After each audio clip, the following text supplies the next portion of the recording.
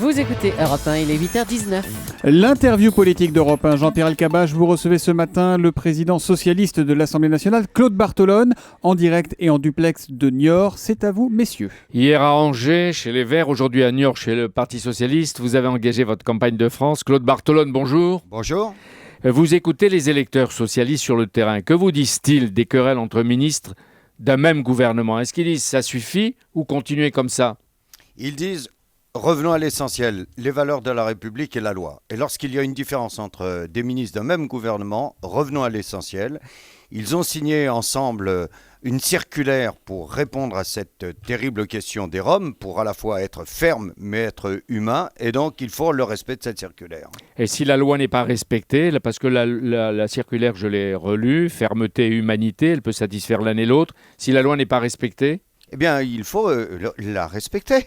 Regardez, c'est très simple en ce qui concerne les Roms. Ils sont dans l'Union européenne, ils peuvent venir en France depuis 2007. S'ils n'ont pas des moyens de subsistance au bout de 3 mois, ils doivent être reconduits. Entre parenthèses, pour bon nombre d'entre eux, ils sont arrivés il y a plus de 5 ans.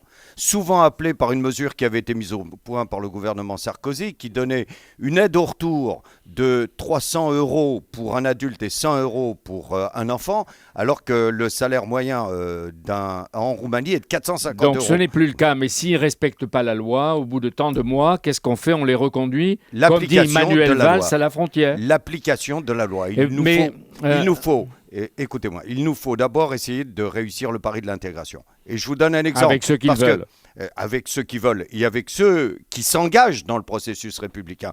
Je vous donne un exemple précis. Vous savez, je suis élu de la Seine-Saint-Denis. C'est le département où il y a 50% des Roms qui se retrouvent en région Île-de-France. Eh bien, une des bonnes preuves d'intégration républicaine, c'est d'envoyer les enfants à l'école. Pour toutes les familles qui appartiennent à cette population rome, eh bien, la bonne preuve qu'ils peuvent donner pour montrer leur volonté d'intégration, c'est de mettre les enfants dans l'école. Est-ce que vous n'avez-vous jamais demandé à la police d'intervenir pour démanteler des camps illicites? Mais bien entendu, j'ai eu l'occasion de le faire lorsque j'étais président du Conseil général, parce que lorsqu'il y a l'occupation illicite d'un terrain, que l'on soit Rome ou pas Rome, français ou étranger, eh bien c'est contraire à la loi. Et s'il y a un jugement de la part de notre justice qui demande l'évacuation, eh bien il faut qu'elle soit exécutée, cette décision Le ministre de l'Intérieur est soutenu par de nombreux élus locaux socialistes, parfois communistes ou anciens communistes, par des élus de droite, par messieurs Delanoë, Collomb, mesdames Aubry, Hidalgo et par Arnaud Montebourg.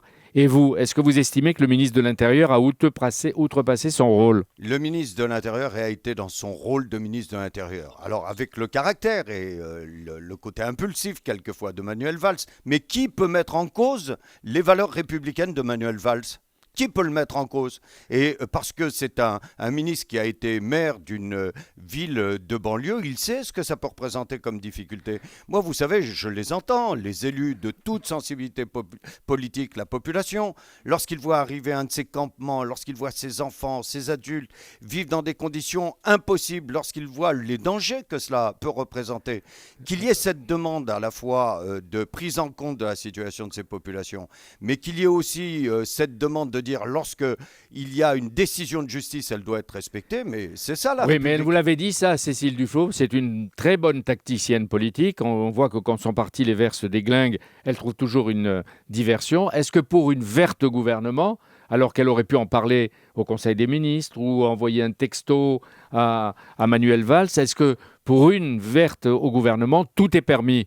Eh bien, écoutez, lorsqu'il y a ce genre de difficultés, y compris au sein d'un gouvernement, il faut revenir à l'essentiel. Ils ont signé ensemble, Manuel Valls et Cécile Duflot, une circulaire pour donner le point. Ils l'ont oublié. Eh bien, justement, il faut qu'ils la relisent. Est-ce que des Verts Parce que je veux qu'ils comprennent tous au sein du gouvernement que ceux dont sont demandeurs à la fois la population et les élus, notamment dans cette période électorale qui va être celle de 2014, c'est que toutes les énergies, tous les talents soient mobilisés sur la question de l'emploi. Et regardez hier, moi je dois vous dire, j'étais un petit peu frustré d'une chose hier, c'est qu'on a eu un geste formidable du président de la République, qui a eu le courage de retourner à Florange, qui a fait des propositions pour installer à Florange un centre d'études et de recherche pour la sidérurgie du 21e siècle. Et alors que l'on s'est écarté de la lecture de cette circulaire commune, on n'a pas mis assez en avant et on n'a pas fait assez attention à cette démarche du président de la République qui montre bien qu'il n'y a qu'un seul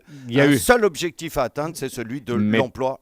Parce qu'il y a eu l'intervention à Angers devant vous de Cécile Duflot qui en a appelé au président de la République, qui avait plusieurs fois demandé aux ministres de ne pas étaler en public leur division. Est-ce que ce n'est pas affaiblir, même en attaquant Manuel Valls, l'autorité du président de la République? Est-ce qu'il doit intervenir? Jean-Pierre Alcabache, vous me connaissez, je ne vais pas remettre un euro dans cette machine.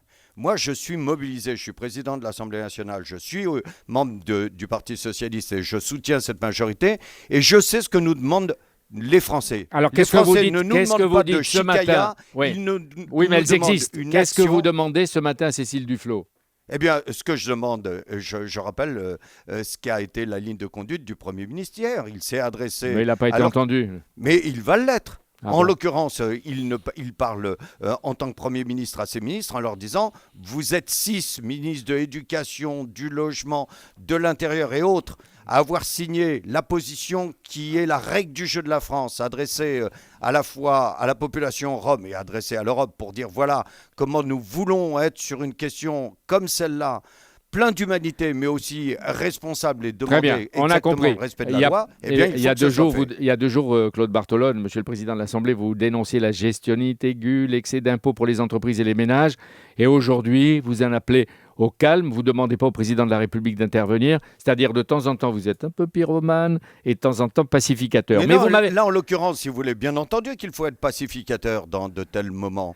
Parce que ce sont ce genre de phrases qui n'apportent rien. Alors, et qui nous écarte de l'essentiel. Vous m'avez rien dit de la commissaire de Bruxelles. Celle-là, si vous me faites parler d'elle, je ne vais pas être très agréable. Alors, Viviane Reding. Regardez, vous voyez Madame Viviane Reding, finalement, elle est tout ce qui nous amène à ne plus aimer l'Europe.